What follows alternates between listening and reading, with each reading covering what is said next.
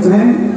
इसी प्रकार शांति का योग दान देते हुए आप लोग हमारे भाई साहब का सुंदर अभिनय देखें।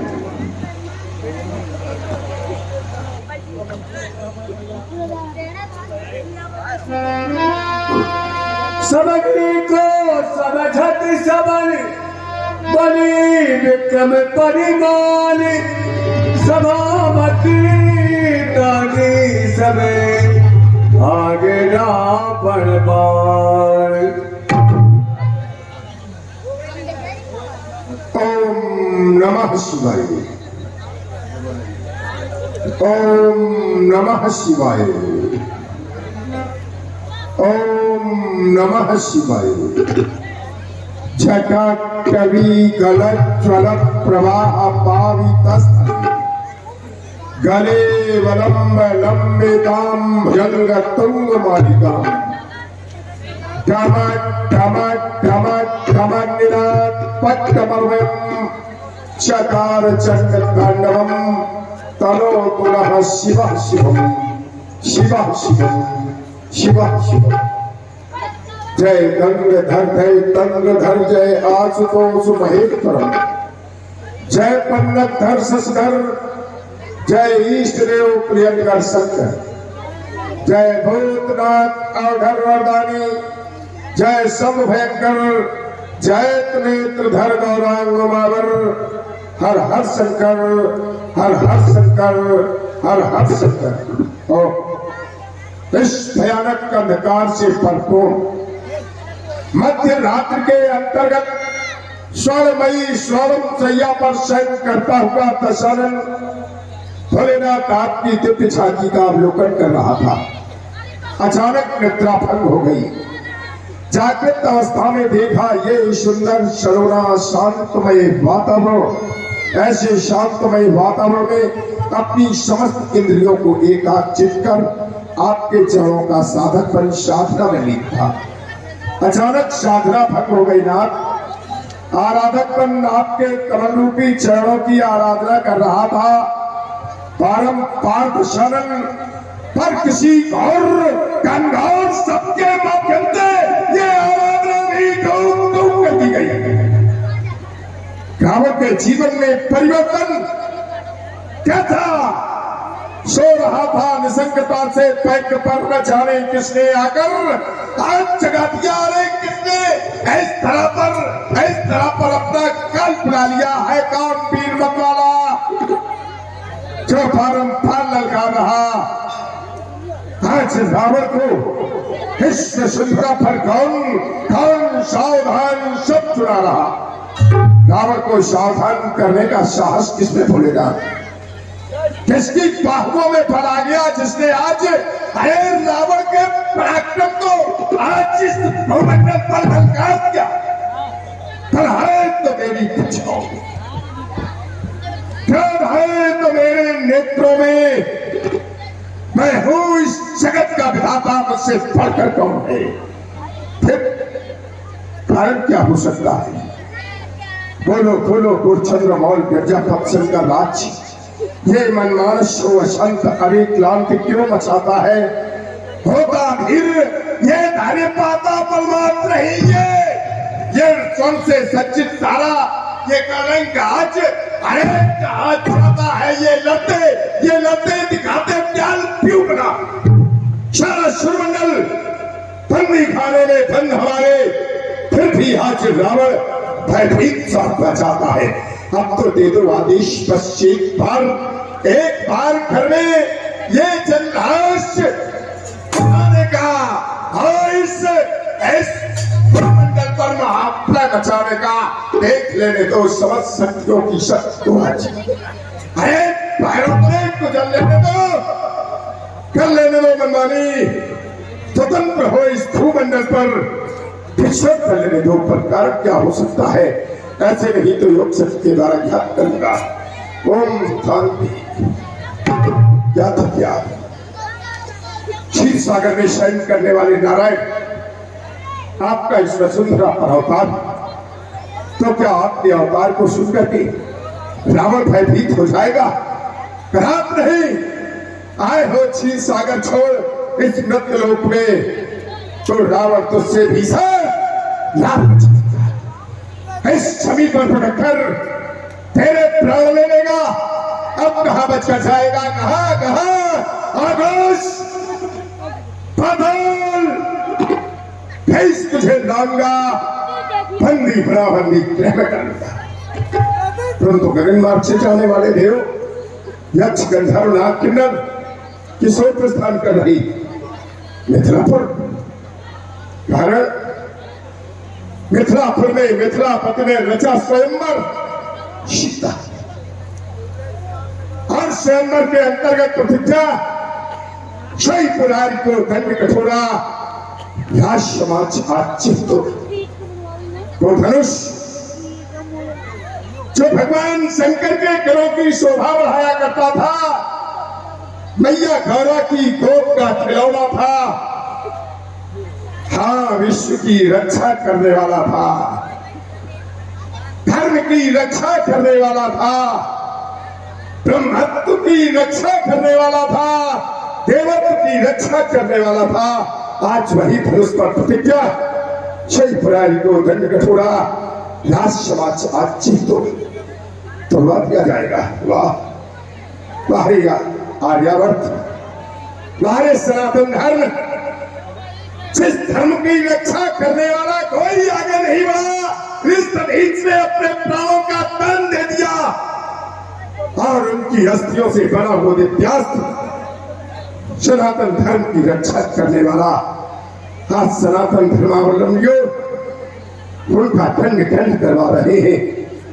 शैवत्व का मान घटवा रहे हैं, शैवत्व को समाप्त करने का षड्यंत्र खराब नहीं, ये षड्यंत्र होने दूंगा। हाँ, शैवत्व की रक्षा के लिए आवश्यकता पड़ी तो अपना बलिदान चढ़ाऊंगा, छुपर और लोहू का सागर पाऊंगा।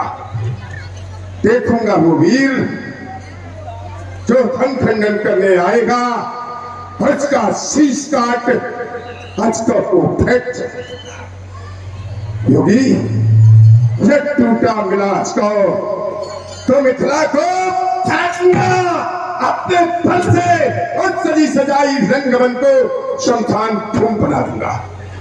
बोले बाबा तुम रहो साथ हमारे, हम इस जग को भाग बढ़ा देंगे। हर पर्यायी कहलाने वाले ब्रह्म को इस पद पर नाच सजा देंगे, नाच सजा देंगे, नाच सजा देंगे। लंका के कुशल सेवक शीघ्र और पुष्पक मुझे मिथिलापुर जाना।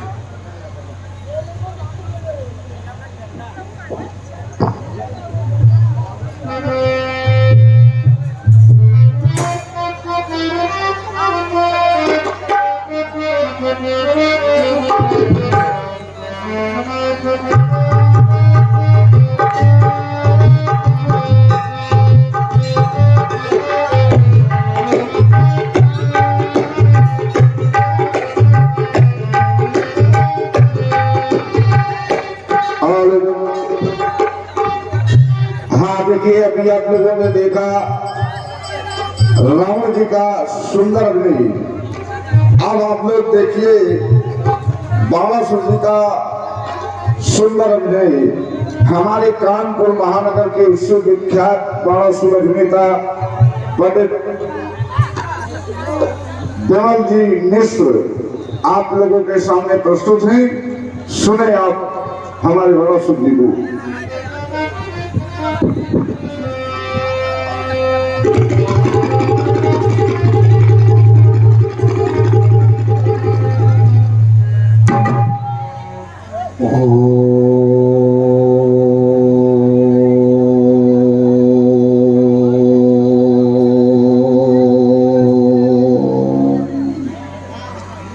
नमः शिवाय।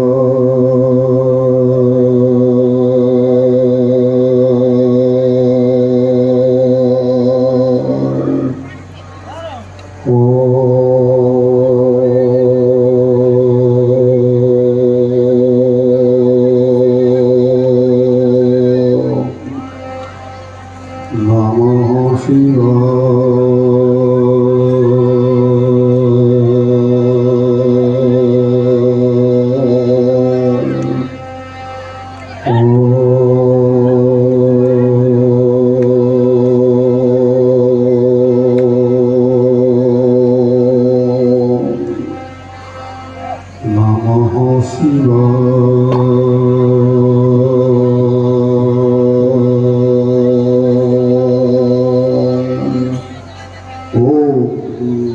भगवते शिवाय नमः। ओम भगवते शिवाय नमः। ओम भगवते शिवाय नमः। गुरुर्ब्रह्मा गुरुर्विष्णु गुरुर्देवो महेश्वरः गुरुर् साक्षात् परब्रह्म तस्मै श्री गुरुवे नमः। तस्मै श्री गुरुवे नमः। तस्मै श्री गुरुवे नमः। ये शांति चढ़िभाति रोधर सुतः देवा पदामस्तके भारे वाल विधर गले च गरलम यशोरस व्यालराट सोयम भूत विभूषणा सुरवरः सर्वाधिपा सर्वदः सर्वा सर्वगता शिवा ससृभ श्री शंकरः पातु मां। श्री शंकरः पातु मां। श्री शंकरः पातु मां। तत् क्षण घर तनक अर्चत जल गजनक सदन कनक दर्शत दल तरल नयन नग घटत अजर्जर दरद न रहत कहत नर हर हर जय जय जय करुणाकर शंकर जय नेत गौरांग उमावर नीलकंठ मृत्युंजय शशिधर पिनाकधर डमरूधर भूतनाथ भगवान महेश्वर सुख कर दुखहर सर्व गुणाकर सर्व मंगलमय पावनमय ये फैल फैल लिपटात घाट पर अगणित विषधर मदन दहन कारी योगेश्वर जय जय जय करुणाकर शंकर। ये एक और ये प्रकृति का वातावरण दिशाओं में अपनी छटा को विस्तृत किए हुए इस मानव जीवन की कर्म कला को आकर्षित कर रहा था। दूसरी ओर ये अंतर आत्मा की गुप्त झंकार एकाग्रचित हो अखंड योगाभ्यासी अपर्णा पर भगवान भोलेनाथ की आराधना में लीन था। सहसा मेरे श्रवण रंगों पर ये किसी कठोर धन ने इस हृदय की एकाग्रता को विखंडित कर रहा है। इस मन की चंचलता को विश्वव्यापी अथाह सागर में डुबो दिया। आज ये मेरे जीवन का उर्भाव संग को घोड़ा जाता।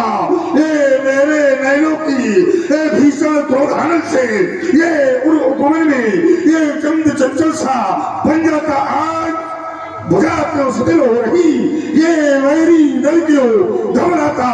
ये सोमनाथपुर का युवराज आकर ये धैर्य और में है पाता। बोले तुम समान उपकारी ये कौन विश्व में है दाता। ये मेरे मन मानस में रच दो ये मेरे भाग्य विधाता। विश्व के मंगलकारी देव आज इस बार के जीवन में ये आशामयी परिवर्तन कैसा। ये सोमनाथपुर की प्रखर तालिकाओं पर बैठा हुआ बाल आज आपकी आराधना में लीन था। सहसा मेरे स्वर्णरंगों पर ये कौन कह रहा बलिपुत्र सावधान बलिपुत्र सावधान बलिपुत्र सावधान।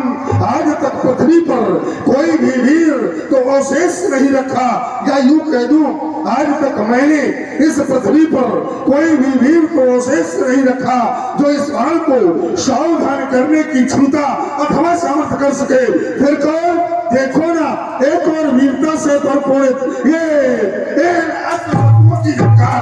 ये दूसरी ओर ऋषि मुनियों का करुण कंदन।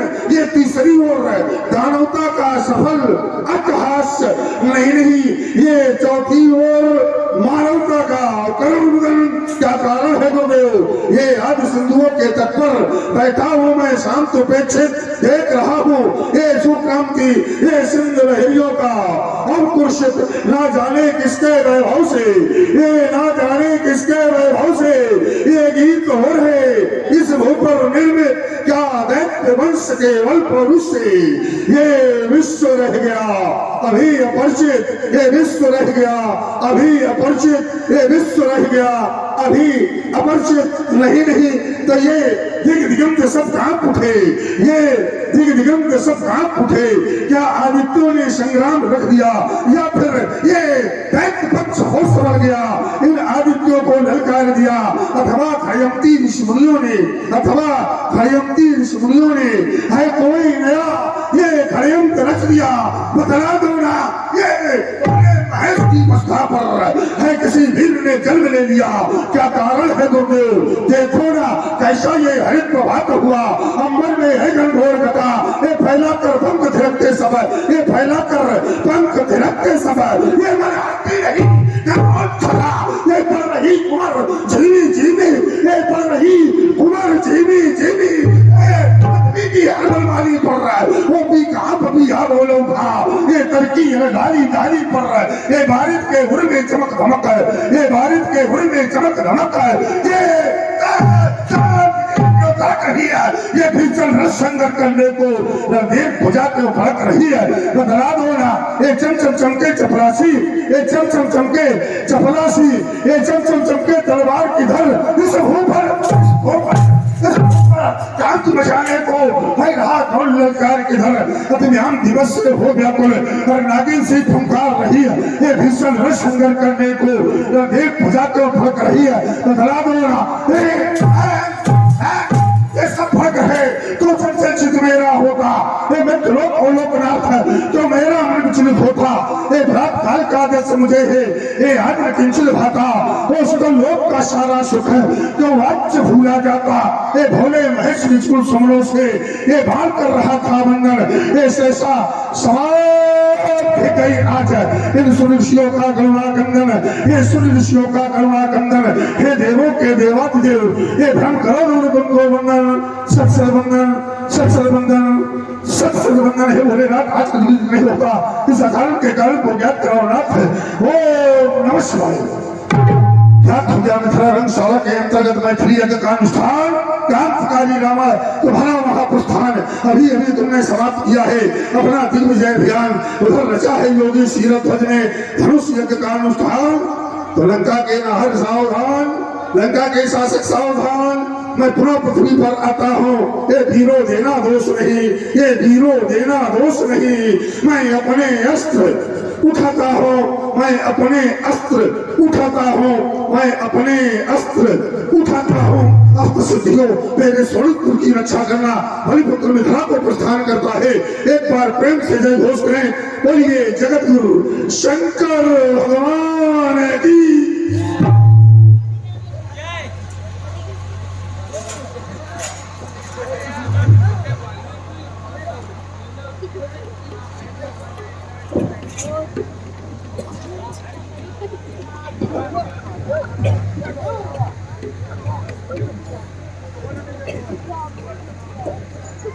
मिथिला के कुशलवंदी आदेश महाराज जाओ, धर्मात्मा विदेह जो कि विश्व इतिहास में अद्भुत व्यक्तित्व और अध्यात्म के क्षेत्र में ज्वाजनमान प्रभाकर, मानव कल्याण के क्षेत्र में अद्वितीय कर्म चरित्र, शक्ति के उपासकों में अग्रिम पंथ के अधिकारी, ब्रह्म ज्ञान के उपासकों में अत्यंत वंदनीय बहुमुखी प्रतिभा, ओजस्वी वक्ता, तेजस्वी महान, तपस्वी साधक, मनस्वी ज्ञानोकर्षक आदि सार्थक विभूतियों से विभूषित हैं, उन्हें सूचित करो।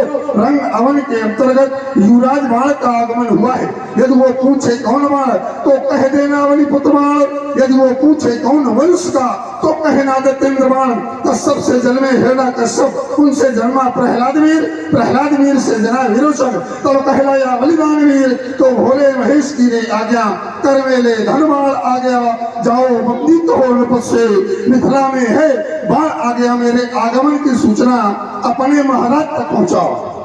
जो आगे महाराज के जीवन की जय जयकार हो। मिथिला रंगशाला के अंतर्गत पातालपुराधीश बलपुत्र बाणासुर का आगमन हुआ ही आपसे मिलने की जिज्ञासा प्रकट की है, सेवक के लिए क्या आदेश है?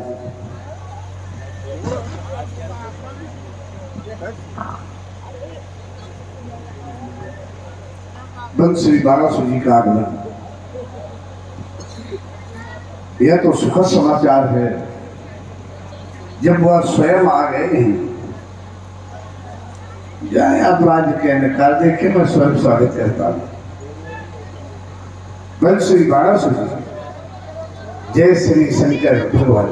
यम नियम आसन प्राणायाम प्रत्याहार ध्यान धारणा और समाधि आदि अष्टांग की परमायोगी तत्वज्ञानी, धर्मज्ञानी, समयज्ञानी, विषयज्ञानी, ब्रह्मज्ञानी, निमकुल सम्राट महात्मन शीरध्वज, जय जय श्री शंकर भगवान की।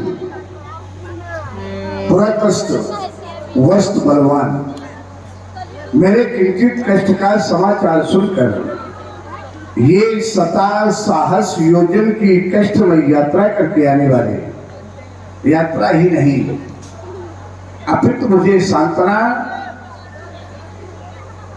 और सहारा देने वाले मेरे परम मित्र आपके श्री स्वागत में कुछ हृदय के भाव सुमन समर्पित कर रहा हूं। शुभकामनाएं बंधु।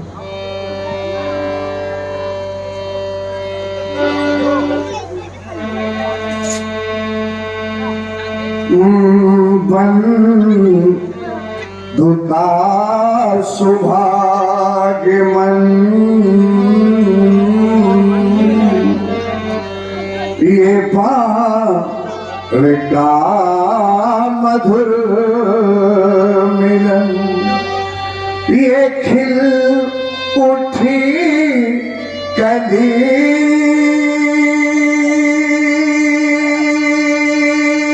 कली, ये महक उठी गली गली,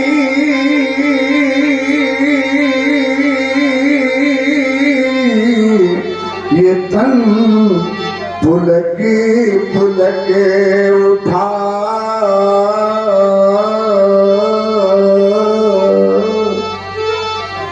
ये मन हुलसी हुलसे उठा, ये पथी निहारते रहे, ये राह में किए नयन, बंधु का सौभाग्य मन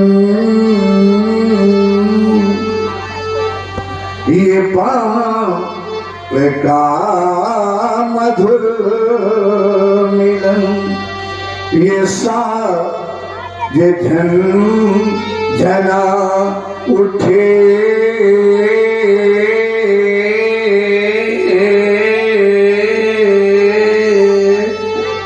और जब कभी या कुछ कहने लगे, ये हमेशा कहते नहीं है, कभी कभी कहते हैं, और अगर या कुछ कहने लगे तो आज विरागी को भी,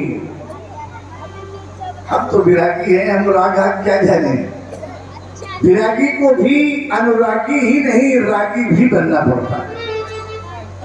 ये जे झन झना उठे,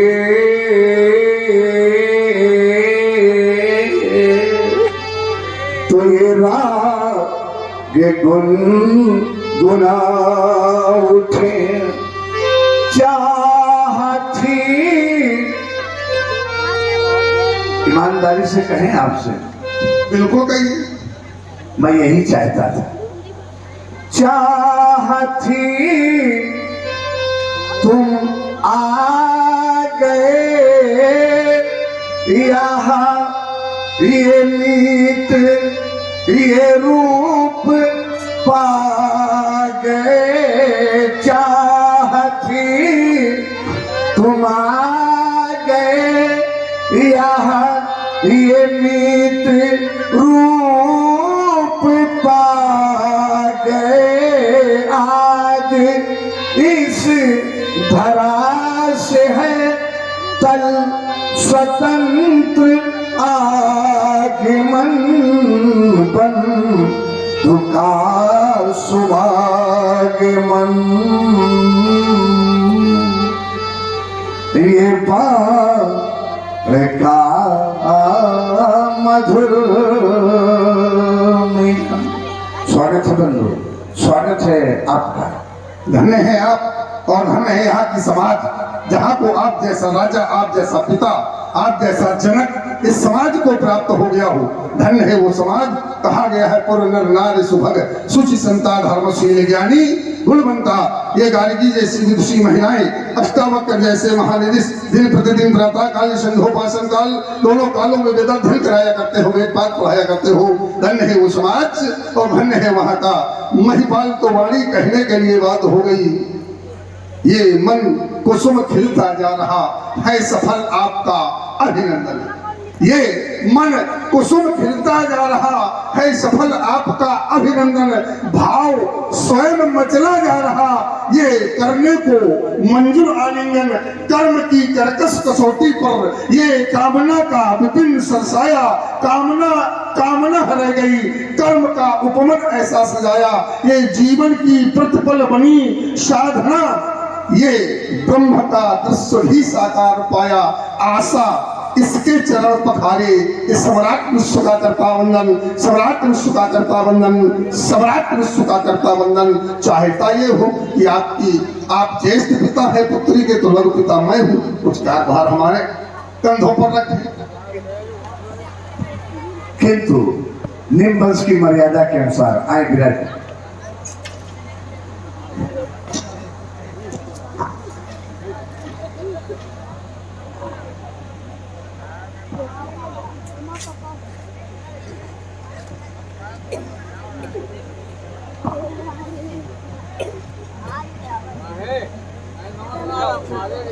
हेलो, हाँ, हमारे भाई नितिन जी जायसवाल आपकी ओर से 50 पुत्र बनाए बाणासुर जी को और 50 पुत्र बनाए जनक जी को भेंट है। बहुत बहुत धन्यवाद। मिथिला के मुख्य द्वार पर उपस्थित द्वारपाल आदेश महाराज। जाओ सम्राट योगीराज सिद्धध्वज को सूचित करो। मिथिला के मुख्य द्वार पर कंचन नगर का सम्राट विश्व का वैभवशाली दशग्रीव दशानन का आगमन हुआ है। महाराज के जीवन की जयकार हूँ। मिथिला के मुख्य द्वार पर लंका अधिपति रावण जी का आगमन हुआ है। आपसे मिलना चाहते हैं। सेवक ये बताओ,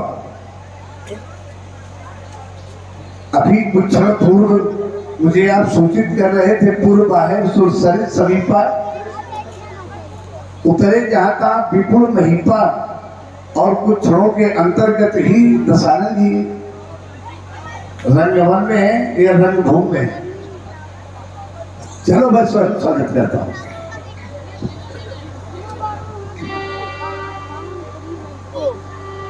माता केसी की गोद को धन बना देने वाले उद्धट विद्वान पुराण अश्वन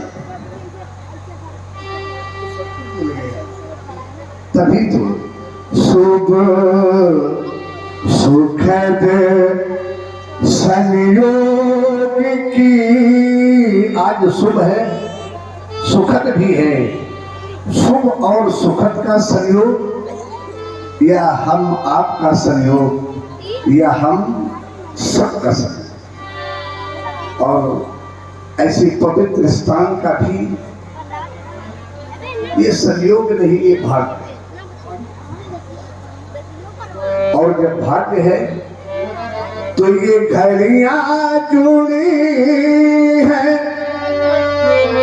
हृदय की बात कह दूं, मेरे मन के प्रतिकार क्या दूं, स्नेह का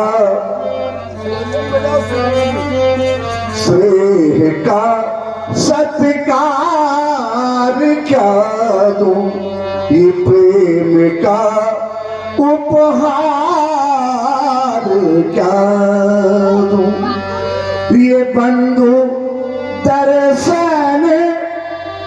एक ब्राह्मण नृपाल का दर्शन हो जाए छत्री के लिए, इससे सुखद और क्या हो सकता है। कि बंधु दर्शन हित दिगों में, ये पलकों के पावड़े बिछाए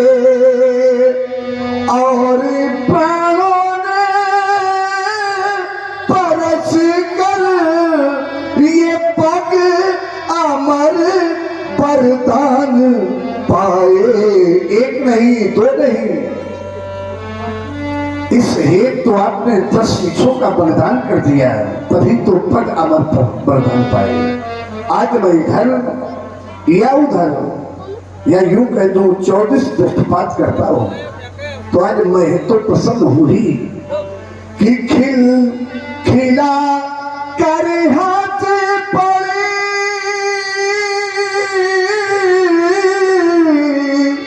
ये चाहूं और कुछ कहती ये कलियां कि लंकेश गए। संसार के लोग जब आपको पाते हैं तो बड़ा कठिन पाते हैं, बड़ा कठोर पाते हैं। जब मैं आपका चित्त की वृत्त से दर्शन करता हूं तो बड़ा निर्मल, सरस, कोमल और सुसंकटमय पाता। क्या विचार करने लगा कि आपकी ऐसे व्यक्तित्व की, ऐसे महान आत्मा की किससे उत्पत्ति दी जाए। लोग तो सिर्फ आपके बाहर से अत्याचार देखते हैं, उद्गार नहीं जानते। आप भी अगर यह करते हैं तो इसमें भी ब्राह्मणों का ही आदेश का आप पालन करते हैं, ऋषियों के आदेश का आप पालन करते हैं जो पूर्व जन्म में आपके साथ घटना घटी। मेरा ध्यान गया कि ऐसे व्यक्तित्व की उपमा किससे दे दी जाए, तो उपमाओं की ओर ध्यान गया, तो ऋतुओं की ओर गया। तो ऋतु एक कुछ समय के लिए आती है और ऋतु जब समाप्त होती है तो पतझड़ हो जाता है। किंतु क्या भला आपकी ऋतु कभी समाप्त होती है ना? वो ऋतुओं के वृक्ष भी झूठे मिले। तो मेरा ध्यान एक दूसरी ओर चला गया कि प्रत्येक ऋतु में अगर कोई शोभा देता है तो कौन देता है? फूल देती है। फूल, क्या फूल से भी कोई सरस होता है, कोमल होता है? नहीं होता है। एक फूल का वृक्ष होता है और एक बेर का वृक्ष होता है। जब पवन चलती है, हवा चलती है, तो बेर का वृक्ष अपनी चोटों से फूलों को आघात देता है। क्या कभी फूल ऐसा करते? नहीं करते। फिर भी उपमा पूर्ण न हुई तो मैंने विचार किया कि फूलों का भी राजा आपको बना दें, आप तो फूलों से भी कोमल है। कि ऋतुराज जब की ये स्नेह का सत्कार क्या दूं, ये प्रेम का उपहार क्या दूं। प्रणाम। वास्तव में ऐसा लगा जैसे प्रेम ही प्रेम रूपी अमृत की वर्षा हो गई। फूल से भी कोमल कुछ नहीं है, पर है यही प्रेम, और प्रेम रूपी अमृत की वर्षा हो जाए संसार पर, ये संसार प्रेम के बंधन में बंध जाए तो कहना ही क्या है। प्रथम प्रेम के पाले पड़कर अमुक को नियम बदलते देखा। तो प्रेम ही तो सर्वोपरि है। आपके द्वारा प्रेम रूपी उपहार ही हमें स्वीकार है। ये प्रेम ही सर्वोपरि है। कहा भी गया है, जहां प्रेम है तहाँ ईश है, जहां ईश है तहाँ प्रेम। ये दोनों यो लफे जो सूरज और धूप। यदि सूर्य है तो धूप निश्चित है, और धूप है तो सूर्य भी निश्चित है। उसी तरह से यदि प्रेम है तो ईश्वर है, और ईश्वर है तो प्रेम है। महात्मा, प्रेम से बढ़कर के कुछ नहीं। प्रेम रूपी उपहार आपका हमें स्वीकार है। पर आज जानना चाहता हूं, मिथिला की शोभा का कारण क्या है? देखो, ये सहयोग हमारा कह नहीं रहे, फिर भी चलो।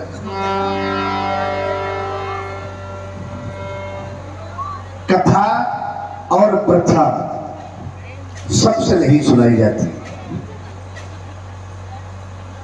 सबसे अगर आप अपनी कथा को सुनाएंगे तो उपहास के पात्र बनेंगे। कथा तो और अपनों से सुनाई जाती है। आज आपको पाकर मुझे ऐसा लगा कि आज तो मुझे अपने ही मिल गए। जब अपने मिल गए हैं तो अपनों से कथा भी सुनाने का, और कथा में ही प्रथा है। एक समय की बात है, मेरी निज पुत्री द्वारा किया गया अलौकिक कृत्य, उसे मैंने लिखा। प्रारंभ हुई मेरी प्रथा, और क्या है उस पुत्री सीता की कथा। समझ कि पाकर मां का आदेश चल पड़ी सुता धनु पूजन को। अक्षत चंदन शुभ गोरोचन शिव आयुध के आराधन को। किथे खुले खुले केस उर्मिल श्यामली, किते जो में प्रतिमा जाती थी उसकी सुंदरता को लख कर तुझ। आज मैं इन नारियों की क्या कहूं, वह उमा रमा सकुचाती थी कि पहुंची थी जिस क्षण बेदी पर। क्या किया कि पाए कर धनुआ उठा लिया, ताए कर बेदी लीपसिया, निज सौर पराक्रम दिखा दिया। कि पुत्री का ये भीषण साहस लख मैंने यहाँ प्रण कर डाला। ओ सही पुरार का दंड कठोरा, राज समाज आज यही तोरा। यही कारण मही सब आए, यही कारण भीड़ भई भारी। कि प्रभुवन जय समेत वैदेही, बिनहि विचार परे हटते ही। यहीं पर एक रहस्य छिप गया। रहस्य क्या है? आपकी वाणी के माध्यम से जब ये सुना, हटते ही, हट शब्द और योगी के जीवन में, ज्ञानी के जीवन में ये कोई रहस्य है। अब इस रहस्य को सुलझाया कैसे जाए, इस पर विचार करना है। आपका कथन था कथा और व्यथा अपनों से की कही जाती है। कथा को सुना, व्यथा को समझा, अपने ही व्यथा के निराकरण के लिए कुछ उपाय भी करते हैं। कभी कभी ऐसा होता है कि व्यथा को समाप्त करने के लिए अपनों को जहर का घूंट भी पीना पड़ता है। आज वही है कि समस्या यहां पर खड़ी हो गई। कन्या का विवाह, छत्री की प्रतिज्ञा और ये हमारे परिवार के श्रेष्ठ सदस्य हैं। यदि इनका खंडन नहीं होता है तो छत्रत्व नष्ट हो जाता है, कन्या बिचारी कुंवारी रह जाएगी, और अगर इनका खंडन होता है तो हमारे परिवार में एक सदस्य की क्षति हो जाएगी। अब इसमें विचार क्या करना चाहिए? जब इन पर दृष्टि डालता हूं तो इनकी तो कथा बहुत ही विचित्र है, और अगर इनकी कथा के अनुसार, अपनी कथा के अनुसार ये चले तो निश्चित है कि कन्या का भविष्य अंधकार में चला जाएगा। कि सब कोई जानता है ये गरु है और कठोर है, और ऐसे कठोर है जो वज्र के समान है। इनका खंडन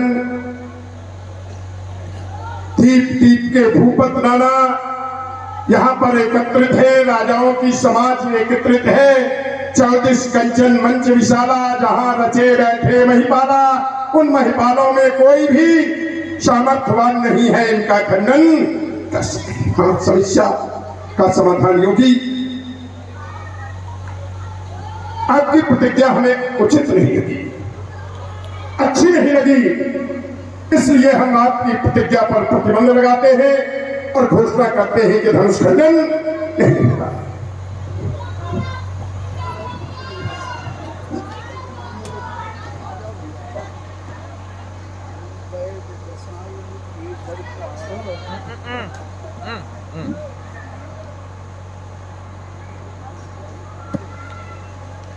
मेरे मुंह देखो।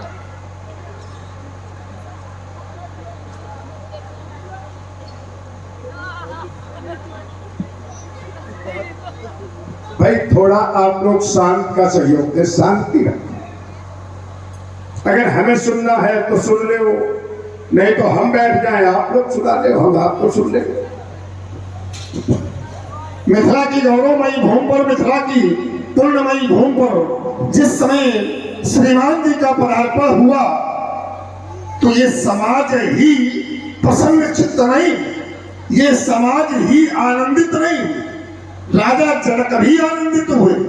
और राजा जनक के साथ साथ जिस समय मेरी दृष्टि आपके ऊपर गई तो मुझे भी हृदय से प्रसन्नता की अनुभूति हुई, और जब प्रसन्नता की अनुभूति हुई और राजा जनक ने अपनी कथा और व्यथा दोनों आपके समक्ष सुनाई और ये कहा कि व्यथा और कथा अपनों से सुनाई जाती है, अपनों से कही जाती है।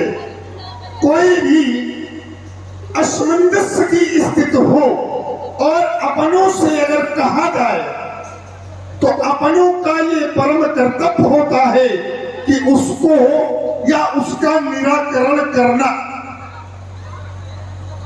जब ये विचार करने लगा कि राजा जनक के द्वारा जब कथा और व्यथा दोनों सुनाई गई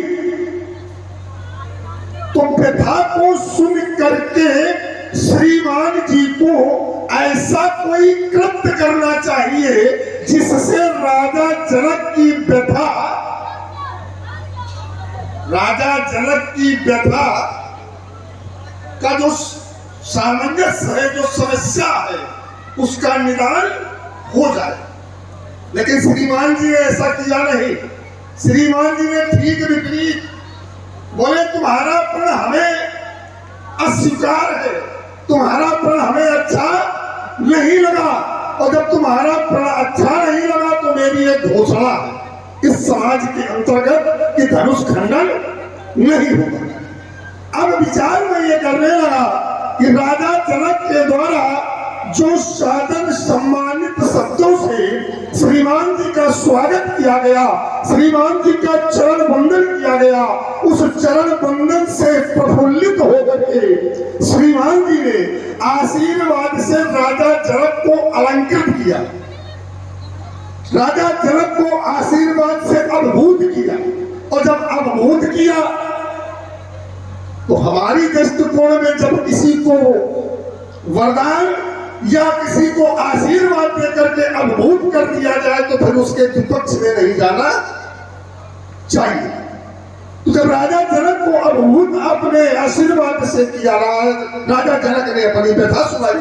अब व्यथा का किस समस्या को या व्यथा के समस्या का निदान के लिए आपको कोई ऐसा उपाय करना चाहिए जिससे राजा जनक की जो ये व्यथा है वो समापन की ओर चली जाए, राजा जनक की जो व्यथा है वो पूर्ण हो जाए। ऐसा कोई उपक्रम आपको करना चाहिए, लेकिन आपने ऐसा नहीं किया। चलते हैं, जिस समय मैं विचार करता हूँ कि रावण राम वीर वरमंडा ऐसा प्रचंड वीर आज मिथिला की पावन भूमि पर उपस्थित है, जिस समय अपने पर विचार करता हो तो पाता यह हो कि हमें और श्री राम जी को एक कोट में समाहित कर दिया गया है। रावण बाण महाभट भाई, रावण बाण एक ही समकोट के योद्धा है। तो विचार आया, शास्त्रों के अनुमत से ये विचार प्रस्तुत कर रहा हूँ कि शास्त्रों में ये कहा गया है कि वीर वीरेण पूजते, एक वीर को दूसरे वीर की पूजा करनी चाहिए। रक्ष संस्कृत के अधिष्ठाता राक्षसेन उत्तम कुल के कुल दीपक पुरुष के जीवन के कुल शिरोमणि माँ के किसी की गोद के प्रसून लंका के सम्राट या यूं कहूं लंका के भगवान इस मिथिला की पावन भूमि पर, इस मिथिला की दिव्यमयी भूमि पर, इस मिथिला की धर्मात्मयी भूमि पर, इस मिथिला की ज्ञानमयी भूमि पर आपका कोट कोट स्वागत है, कोट कोट अभिनंदन है, कोट कोट वंदन है। बलपुर स्वर्ण युवराज शास्त्रार्थियों का बन रखने वाले सात भुजशाली गुरु के प्रिय शिष्य इष्ट के परम भक्त रावण के हृदय के विरस्ते सुमन प्राणा सुखी, आपके द्वारा इस पावन भूमि में ज्ञानमयी भूमि पर अभिनंदन और स्वागत शिष्टाचार किया गया। इसके बदले में आपके लिए आशीर्वाद आयुष्मान भव विजयी। अब देखिए फिर क्रम उल्टा हुआ। अभी राजा जनक को आशीर्वाद दिया गया और राजा जनक के विपक्ष में हो गए, वो आशीर्वाद हमें भी मिला। तो हमें कहीं ना कहीं ऐसी चूक दिखाई पड़ रही है कि कहीं हमारे विपरीत तो नहीं होंगे।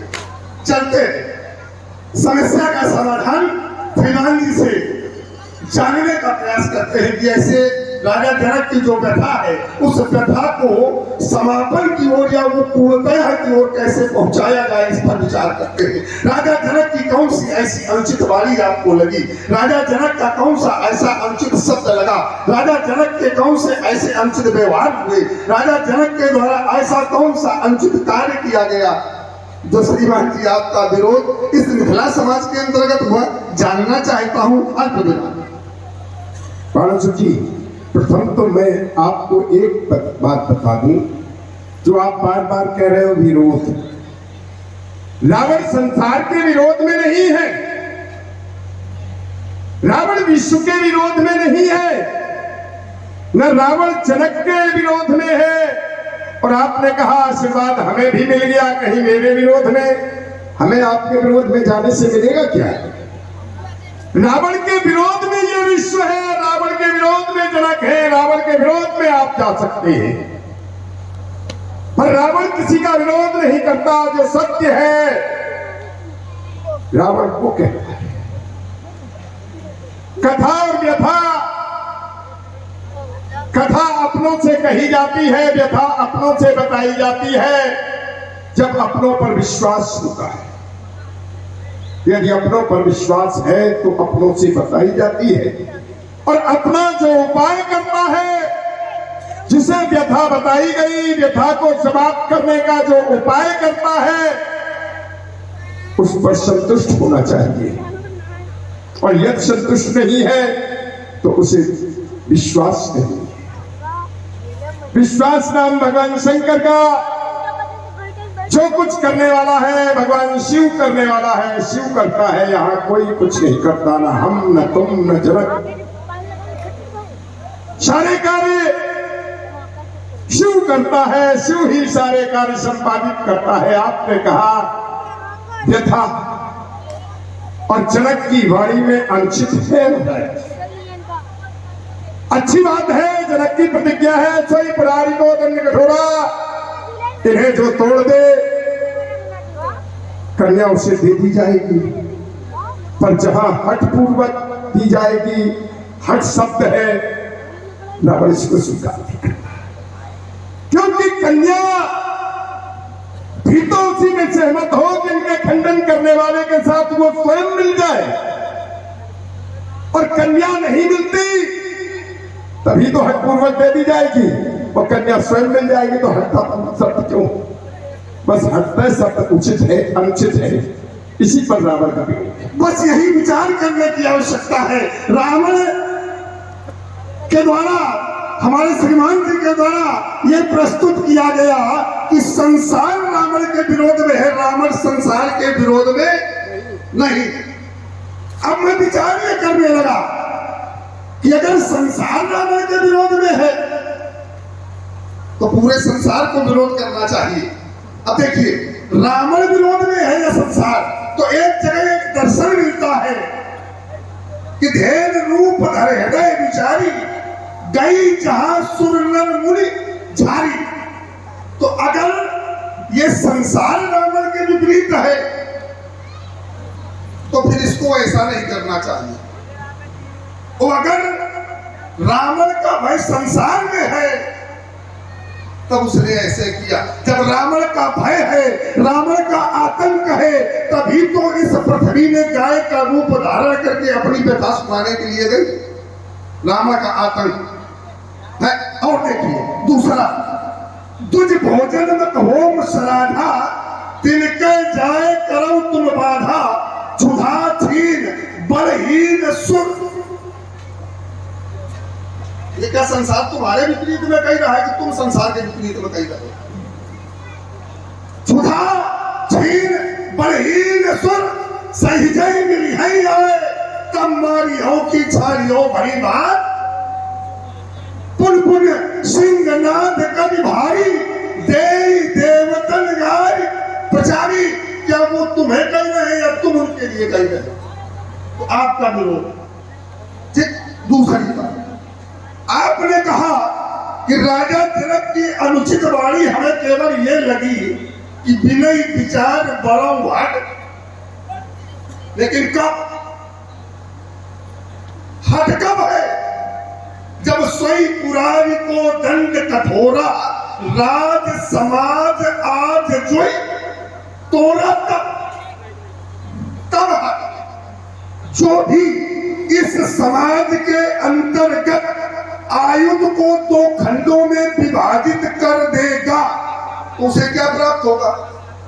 भाई, जब कोई भी बालक प्रश्न पत्र को हल करता है तो उसे अंक प्राप्त होते हैं, और जब प्रश्न पत्र हल होता है तो अंक मिलते हैं। तो अंक क्या मिल रहे? त्रिभुवन जय समेत वैदेही। कब है विनय विचार बड़ा घटते ही? तो इसमें अवरोध क्या है? बस ज्यादा ही अवरोध ये है, जब कोई छात्र प्रश्न पत्र हल करता है तो उसे जिस तरह से उसने प्रश्नों का हल किया है उसी तरह के अंक मिलते हैं। तो हठता पूर्वक कोई गुरु कहते मैं हठता पूर्वक इतने अंक दे दूंगा, ये कौन सी बात हो गई? भाई, जनक की प्रतिज्ञा है, इनका जो खंडन कर देगा उसको हम अपनी कन्या दे देंगे, उनका जो खंडन कर देगा उसे कन्या समर्पित कर दो। कन्या उसकी स्वयं हो ही जाएगी जब प्रतिज्ञा के अनुसार। पर यहां पर हत्या पूर्वक, हट पूर्वक, बढ़ाओ हट, बस यही तो रहस्य है, यही रहस्य है। हत्या पूर्वक क्यों वर्ण किया जाएगा?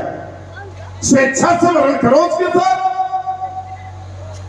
यही रहस्य है। आपने आरोप लगाया कि आपके आतंक से भयभीत होकर के ये वसुंधरा भी धेनु का रूप धारण करके गई। महाराज, हमने विश्व का विरोध नहीं किया, हमने इस माता का विरोध नहीं किया।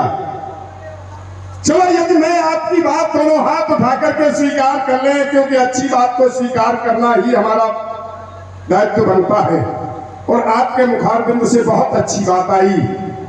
माता भी अकुला गई हमारे अत्याचारों से, और वो धेनु का रूप धारण करके गई। आज हमारे अत्याचारों से तो अकड़ा गई, और जिस समय एक धर्माचार्य को, धर्मात्मा राजा को निशाचर रूप में डाला गया, उसके साथ अपघात किया गया, तब ये धरती मां क्या सोती रही? उसने तो ऐसे कर्म किए थे, ये धरती कामधेनु बन गई थी। वो छत्री नेपाल के द्वारा तो ऐसे कर्म किए गए थे कि ये धरती कामधेनु बन गई थी। और वो कामधेनु जब राजा के ऊपर ऐसा अपघात किया गया, तो क्या कामधेनु बनी हुई मां सो रही थी? उसको ये समझ में नहीं आया कि हमारे पुत्र के साथ क्या हो रहा है। आज पुत्र के अत्याचार तो दिखाई दे रहे, और वो धर्म के कार्य से नहीं दिखाई दिए थे, चुपचाप रह गई। तो जैसा बीज बोया जाएगा वैसा ही फल मिलेगा। हो निशाचर जाए तुम मूड सहित परिवार। जब किसी को निशाचरता में ढाल दिया तो कार्य तो वही करेगा महाराज। ये बबूल के बीज बोए जाएंगे तो बबूल ही मिलेगा, और बबूल से कांटे गिरेंगे तो कांटे चुभेंगे। तो बबूल रूपी रावण के कांटे आज संसार को चुभ रहे हैं, पर ये बबूल का बीज बोया किसने? ये निशाचर रूपी रावण को बोया किसने? इसी संसार में। और जब संसार में बोया है तो भोगना पड़ेगा। कर्म प्रधान, यहां कर्म प्रधान है। हम जैसा करेंगे हम भोगेंगे। तो इसने जैसा किया वो भोग रही। दूसरी बात आपने बहुत अच्छी कही, द्विज भोजन में खोम श्राद्धा, इनमें जाई करो तुम बाधा। हाँ, अब हम स्पष्ट नहीं कहना चाहते, लेकिन कह दे रावण का उद्देश्य क्या है। इस संसार में बड़ा कठिन है उनको पाना। तपस्या करते करते व्यक्ति मर जाता है, ऋषि मुनि मर जाते हैं, पर नहीं आता। और हमने एक साधन ढूंढा कि वो आएगा कैसे। तो साधन मिला, किसी को भूख से तड़पा दे तो वो स्वयं आ जाएगा कि भोजन दे। भूख से तड़प रहे, उनका भोजन कहाँ है? द्विज भोजन। ब्राह्मणों को भोजन करवाओ तो देवताओं को अपने आप मिल जाता है। मत यज्ञ करो स्वयं मिल जाता है। होम करो मिल जाता। हमने कहा इनमें बाधा डाल दो, रुकावट डाल दो, इनके माध्यम से उनको भोजन नहीं मिलेगा। क्षुधाहीन बलहीन हुए।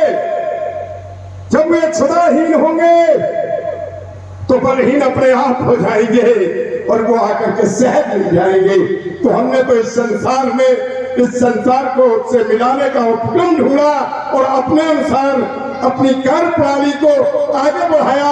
अब आपको बुरा लग रहा तो हम क्या करें?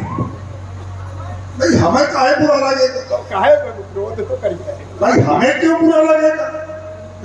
बहुत अच्छा उपक्रम है, और मिलाने का अगर कार्य किया है तो अभी तक आए नहीं। लेकिन हमने जो जाना है, तुमने कहा कि ऐसा करने से वो आता है, और हमने जब जाना है तो शक्ति न आती वसुधा पर।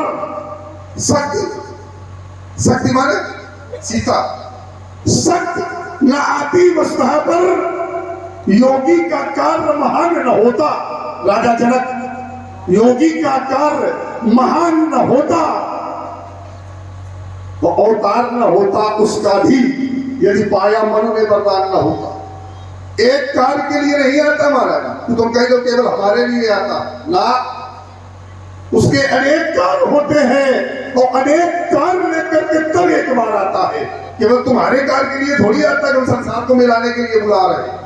हम ऐसा करेंगे तो संसार से मिलने वो आएगा, हम संसार को दर्शन उसके करवाएंगे, तुम्हारे लिए नहीं आएगा।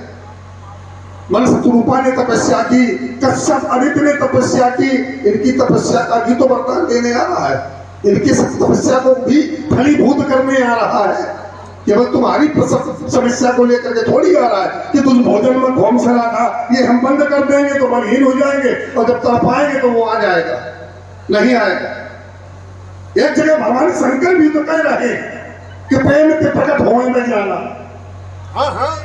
भाई, प्रेम से भी प्रकट होता है, प्रेम से भी तो आता है, आकाशवाणी हो जाती है जब प्रेम से पुकारा जाता है कि जाओ मैं पृथ्वी पर आ रहा हूं, तुम्हारे कल्याण के लिए है, तो प्रेम से भी तो आता है। तो प्रेम का जो रास्ता है उसे अगर अपना लिया जाए तो कोई अनुचित नहीं, केवल विरोध का केवल कारण है कि विरोध करो है, दूसरे के कृत्य पर विरोध करना ही तुम्हारा धर्म है, केवल दूसरे के कृत्य पर। आपने कहा जिस समय एक धर्मात्मा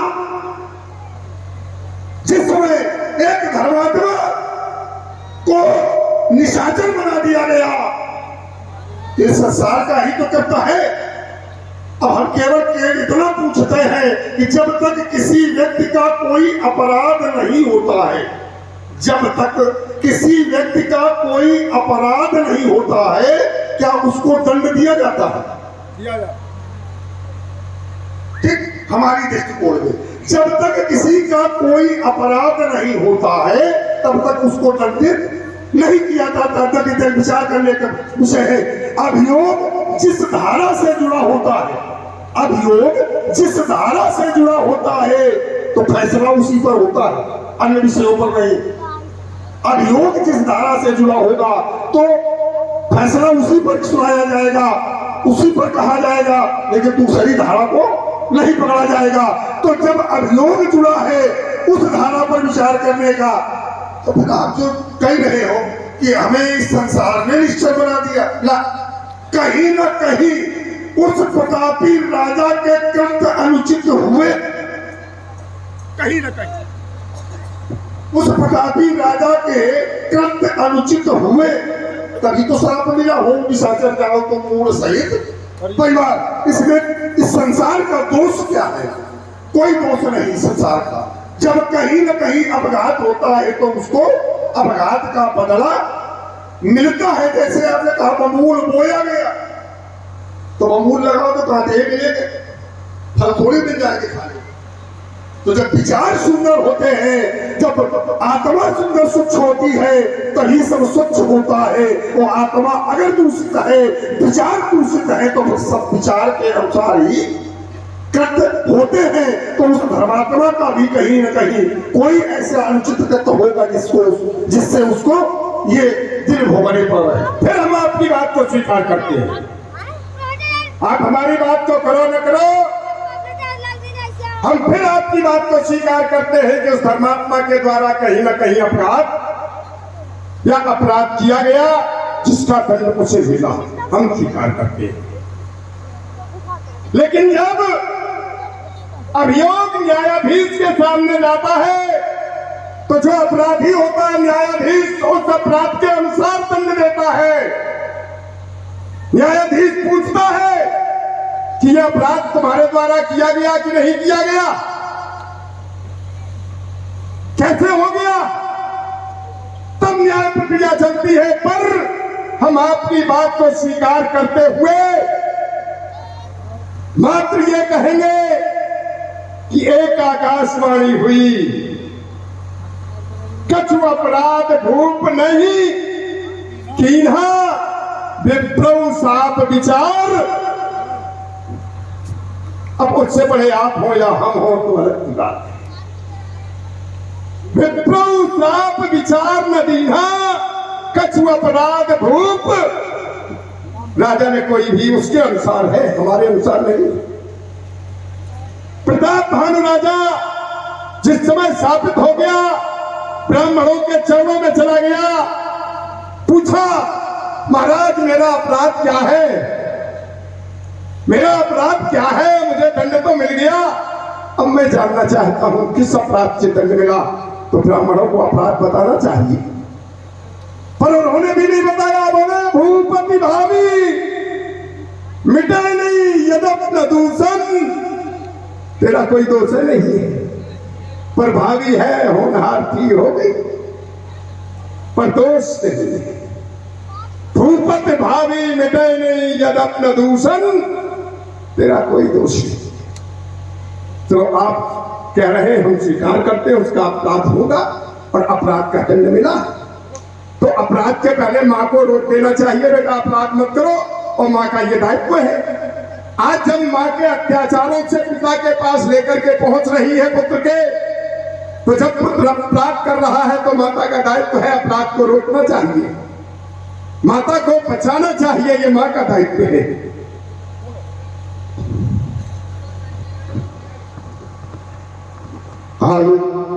हाँ देखिए, रावण और महासुर की विद्वता को संवाद सुन रहे हैं आप लोग, इससे प्रभावित हुए हैं हमारे भैया लाल जी। इनकी तरफ से 21 पुष्प मुद्राएं हमारे रावण जी के शीशों में और 21 पुष्प मुद्राएं महासुर जी के शीशों में सप्रेम भेंट है। मंडल की तरफ से कोट कोट धन्यवाद है। आचार्य प्रवर, हमारे बंधु की एक शब्दावली और आई, यदि वसुधा पर शक्ति न आती, माने सीता न आती, आई कैसे शक्ति? विचार तो करो, यदि रावण का अत्याचार ऋषियों पर न होता और कर में रक्त न लिया होता तो शक्ति का यहां पर आगमन न होता। महाराज, आपने कहा मन और शत्रुपा ने तपस्या की, हम थोड़े कहते हमारे कारण आ रहा है। जैसे आपने कहा भगवान शंकर के द्वारा कहीं पर कहा गया है प्रेम के प्रकट, तो भगवान शंकर के द्वारा यह भी कहा गया है जब जब होए धर्म का हानि, पाए असुर धम्म अभिमानी, तब तब धर्म शरीरा। उस शत्रुपा के वरदान को, मनु के वरदान को, कश्यप आदित्य की तपस्या को सफीभूल करने के लिए रावण जैसा आतंकवादी भेजा गया, अत्याचारी भेजा गया। इसको भी सही भागता बनाई गई। और जब इसका अत्याचार हुआ तो धरती किससे अपनानी? रावण के अत्याचारों से। तब उसने जाकर के पुकार की। वो भी कहता है जन मुनिसा तुम्हें लाग धन हो, किससे न डरो? रावण के अत्याचारों से न डरो। तो रावण के अत्याचार ही मूल में है और रावण ही मूल में, वो तपस्या वरदान किनारे है। अब फिर देखिए, विचार करने की आवश्यकता। एक बिंदु बहुत अच्छा आया, बोले माता को वहां रोकना चाहिए कि ये अत्याचार ना करो। चलिए एक दर्शन फिर पूरा देता हूं। एक दर्शन, अगर माता को रोकना चाहिए, बिल्कुल परम धर्म है माता का कि अगर पुत्र कोई अनुचित करता है तो उसे रोकना चाहिए। लेकिन मां के किसी ने आपको उद्यत किया तो रोका क्यों नहीं? माता के किसी के द्वारा जिस समय आपने अत्याचार मूल धारण किया तो माता के किसी के द्वारा आपको प्रेरित किया गया, रोका क्यों नहीं? वो भी तो एक माता है। उस माता का कर्तव्य था, हमारा पुत्र अगर अनुचित कर रहा है तो हम उस पर अनुशासन करें, उसमें अनुशासन लगाएं, उसे रोके कि ये अनुचित है, इसको नहीं करना है। तो फिर क्यों ऐसा हुआ? एक माता के द्वारा ऐसा उपक्रम किया गया जिस पर आप इस स्थिति पर खड़े हैं। एक माता का धर्म है। वो माता का धर्म क्या है? अगर पुत्र कोई अनुचित कर रहा है तो उसे रोकना चाहिए, लेकिन नहीं रोका गया और प्रेरित किया गया। और आपके पिता ने आपको रोका, लेकिन आपने पिता की नहीं मानी। केवल माता की बात को स्वीकार करके आपने इस पथ को स्वीकार किया। और जब पथ को स्वीकार किया तो फिर यहाँ माता का कौन सा दोष है? माता है तो एक है। एक क्षण को पूरी बात हो जाने दो, अपने क्रम में बोलना। हाँ देखिए, आप लोग सुन रहे हैं दोनों महान कलाकारों का संवाद। इससे प्रभावित हुए हमारे नितिन जायसवाल जी। इनकी तरफ से 50 पुष्प मुद्राएं दोनों कलाकारों को सफल भेंट है। मंडल की तरफ से कोट कोट धन्यवाद है। समय को थोड़ा देखते हुए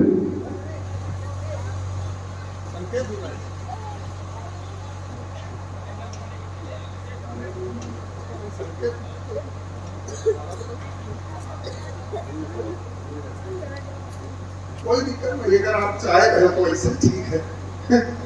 चलो इन सब विचारों का मंथन कभी पुनः फिर मैं जानता ये हूँ यहाँ आए हो और राजा जनक का कार्य बहुत अच्छा है, सबके हित में है। यह विवाह अतिहित सभी का, तो ये सबके हित में है। तो मैं चाहता हूँ कि राजा जनक का आप सहयोग करें। मानव समाज में आए हो तो मानवता का व्यवहार करो, ये अनुचित व्यवहार नहीं। मानव समाज में आए हो तो मानवता का व्यवहार करो। मिथिलेश जनक भी भाई हैं, इन पर भी तनिक विचार करो। तुम ज्ञानी हो, विज्ञानी हो और हो शंकर के वरदानी। रह गई अगर कन्याकुमारी, रह गई अगर सीता कुमारी, तो उतर जाएगा सब पानी। कन्या को वर श्रेष्ठ मिला तो सम्मान तुम्हारा भी होगा, अन्यथा घोर अपमान तुम्हारा और हमारा भी होगा। सीता के संचित अरमानों की तुम मत करना भलो गाज, हे दिग्विजयी लंकाधीश्वर तुम हमें संतुलित करो आज, तुम हमें संतुलित करो आज, तुम हमें संतुलित करो आज। आज यही तो अज्ञात हो गया कि रावण विरोध में क्यों है और बाणासुर सहयोग में क्यों है। सम्मान का डर है। कन्या को अगर अच्छा वर न मिला तो सम्मान चला जाएगा। उसी सम्मान की सुरक्षा रावण भी कर रहा है। आप करना चाहते, हम भी करना चाहते हैं। आज आपने मानवता की दुहाई दी है, चलो मानवता की ओर कदम बढ़ाते हैं। देखें मानवता कहां तक जीवित रह सकती है। ये सबसे बड़े हैं, आप हमसे बड़े हैं, जनक से बड़े हम हैं। जनक पर हम विचार किए लेते हैं, आप इन पर विचार कर लें। बड़े बड़े पर विचार कर ले, छोटे छोटे पर विचार कर ले, समस्या का समाधान हो गया। बाणासुर मार्ग में अवरोध की ज्वाला जला लेना फिर कभी तुम। आज अजबा प्राण रक्षा है तुझे शिव बोलनी है, पर तुम तो तुले हो ये मानवता मिटाने के लिए, इस अपाहिज अस्त्र से बदला चुकाने के लिए। ये प्रतिशोध की ज्वाला जला लेना फिर कभी तुम। आज अजबा प्राण रक्षा है तुझे शिव बोल। इस क्रांति की तलवार को फिर सजा लेना कभी तुम। आज मानव धर्म रक्षा हेतु शिव से बोलनी है। ये धर्म पद को छोड़कर तुम क्यों अधर्मी बन रहे, क्रोध की विकराल ज्वाला में दशानन कर रहे। शांत हो जाओ दशानन, मन में अब ये सोच करके जानकी यदि रो पड़ेगी, नेत्रों में आंसू भर के आंसुओं की धार में 10 बार तुम बह जाओगे। हाथ मस्तक पर धरे फिर किए पर पछताओगे। इस कार्य का बदला चुका लेना फिर कभी तुम। हमारे तुम्हारे लड़ाई झगड़े का जब चाहे ना तब इस कार्य का बदला चुका लेना फिर कभी तुम। आज मानव धर्म रक्षा है शिव से बोलेगी। हमारा तुम्हारा विवाद जन्मांतर थोड़े है, ये नहीं के पीछे तो है विवाद। चलो आपने ये तो स्वीकार किया, इस कार्य का बदला फिर कभी चुका लेना। पर नहीं, आज बाणासुर अपना निर्माण करो तुम, जग का निर्माण स्वयं होगा। प्रत्येक पुष्प हो गया सुगंधित, सुरमृत ज्ञान स्वयं होगा।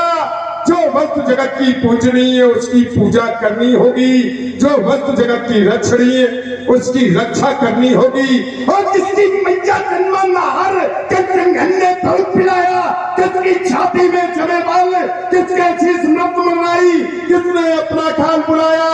बोलो मां, बदलो विधान, अन्यथा लंकेश बाण वर्षण होगा।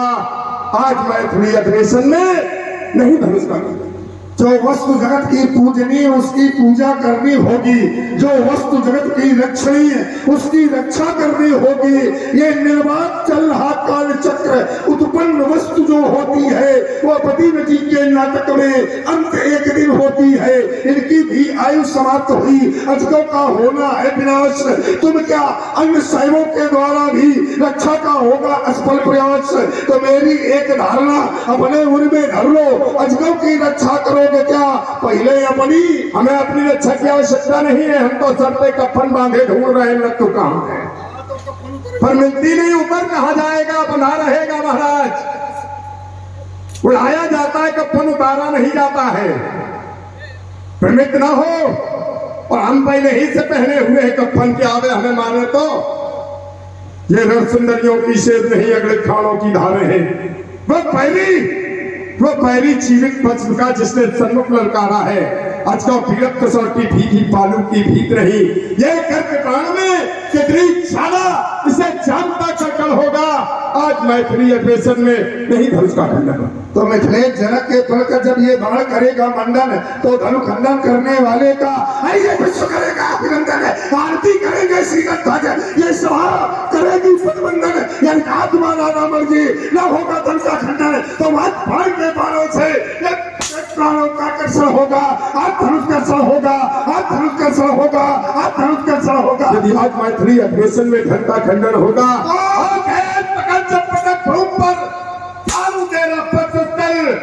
से खाली खप्पर भरतू खप्पर वाली का लेकर में मुंडमाल और नंदन करुख पाली का ऐसा भीषण नंदन होगा। आज मैथिली अधिवेशन में नहीं धनुष का तो संरक्षक होगा, बनी नंदन पावेगा या जगह व्यक्ति व्यक्ति दिखावेगा, वो सीधे ऊपर जावेगा, मिथिला में यह जब दली की ये भावरे भाग करवावेगा, ये तपस्वी में कोई बड़ी बुनियाद जो तुमसे व्रत दिखावेगा तो कल में होगा धनुष वाले के ये प्राणों का प्रसव होगा। आज धनुष का क्षण होगा, आज धनुष का क्षण होगा, आज धनुष का क्षण होगा। मैथिली अधिवेशन में नहीं धनुष का खंडन होगा और शंकर का होगा रौद्र रूप रचंडी का भीषण नर्तन होगा। आज मैथिली अधिवेशन में नहीं धनुष का खंडन होगा और विध्वंस करूंगा ये धनुष यज्ञ, शौरिक की नदी बहा दूंगा, अपनी विकट हुंकारों से अंबर में आग लगा दूंगा।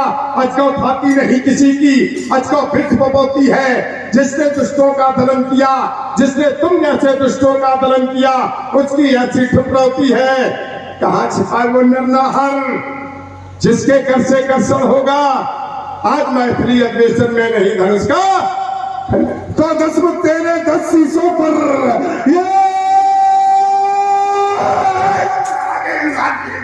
ये होगी सुनी कंचन नगरी, ये जब करके प्रहार करेंगे, ये सौरित की सरताएं निकलेंगी, ये चप्पालों की बौछारें होंगी और ये चारों वक्त चमकती लड़े, इस तलवारों की धारें होंगी, ये बना धन विक्रम पर ये दिव्य कर्षण होगा।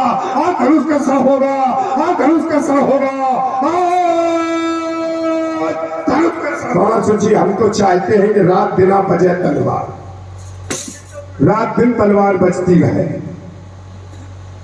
तुम जीतो कि हम जीते, हम जीवित रहे कि तुम जीवित रहो। पर ये मिथिला नहीं चाहती है कि यहां खून बहे, इसलिए क्योंकि बार बार संकेत आ रहा है और समय यदि है तो समय का हमें भी सम्मान करना चाहिए।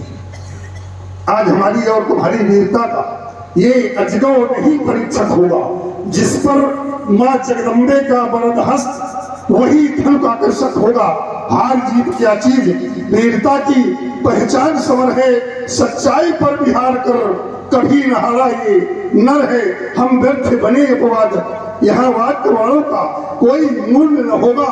आज हमारी और तुम्हारी वीरता का ये अजगौ नहीं परीक्षक होगा। इसलिए मिथिला समाज के अंतर्गत आए हुए नेपालों, महिपालों सभी कान खोल करके सुने।